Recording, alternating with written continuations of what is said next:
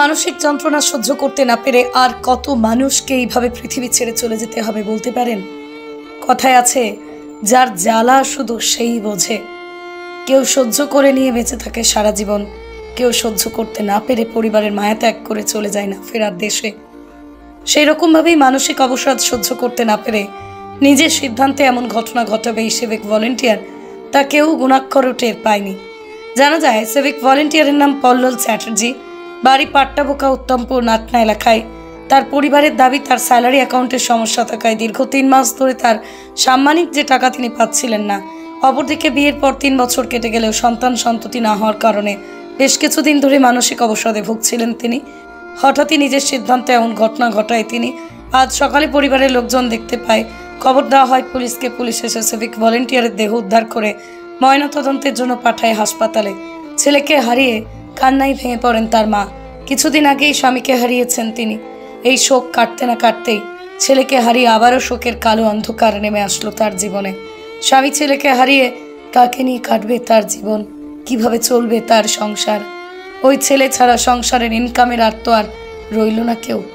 এই ভেবেই হতাশায় ভেঙে পড়েছে পুরো পরিবার। শোকের ছায়া নেমে এসেছে এলাকা জুড়ে।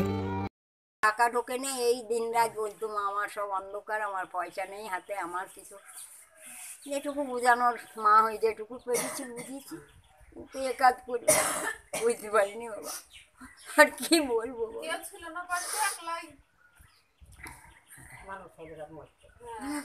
কত কথা বিকেল বেলায় কত বুঝি, কত বুঝি, কথা কাজে গেল সঙ্গে সব হয়েছে। কোনো কারণ ছিল, ঝামেলা ছিল? কারণ ছিল মনে একটু খেতে ব্যথা করতে, ওই টাকা ঢুকতি না, টাকা ঢুকতি না, এই দিন রাত করি। টাকা কিসে টাকা ঢুকতো না? অ্যাকাউন্টে হয়ে গেছিল।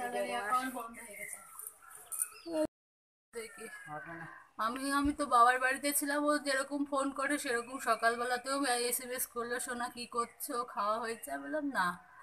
তারপরে আবার ফোন করেছিল দুপুরবেলাতেও কথা বললাম, সাধারণভাবে কথা হয়েছে। আবার সন্ধ্যাবেলা 7:30টার সময় ফোন করছে, কি করছো, কখন আসছো? আমি বললাম যে তাহলে কালকে সকালে চল যাবো, তুমি নিতে আসবা বাস স্ট্যান্ডে। বললো না, আমার তো ঘুম ভাঙে না। তাহলে বললাম ঠিক আছে থাকো, তাহলে নিতে আসতে হবে না।